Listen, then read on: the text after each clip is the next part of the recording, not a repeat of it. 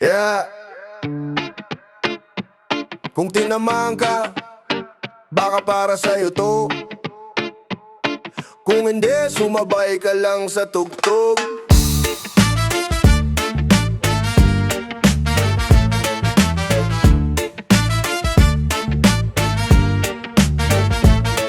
Maraming kupal sa paligid, lakas magingay. Walang ambag sa usapan pero gusto laging bida. Bida sa kwento pero extra lang sa tunay. Harap-harapan, tiklop online lang matapang. Okay, puro dada, walang gawa, puro ego, walang laman. Pag nagka-problema, unang takbo, hindi marunong tumindig. Diyan akala mo astig pero plastic ang galawan. Sa salamin ka tumingin, baka doon mo ako makitang kalaban. Chill lang kami, di namin trip ang gulo.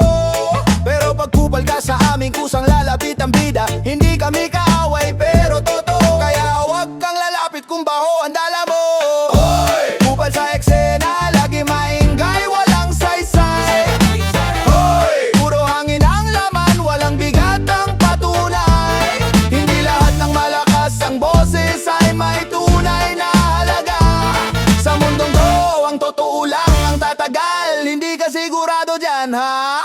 Kupal ka ba? Tanong lang. Huwag ka magalit kung sapatos mo to bakit mo agad sinusuot. Bakit di ka may patama kung di ka tinamaan? Pero bakit ka defensive para may tinatamaan? Backstabber sa dilim, kaibigan sa liwanag. Pag wala ka nang mapala, saka biglang nawawala. Ganyan respeto ang puhunan, hindi kayang layain. Kung ugali mo basura, kahit anong forma mo, babaho pa rin.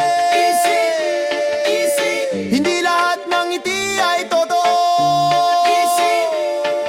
Hindi lahat ng kasama ay kakampi mo. Hoy! Kupal sa eksena, hanggang salita ka lang. Sa dulo ng laban, karakter ang uhusga sa'yo dyan. Kami tahimik, pero handang lumaban.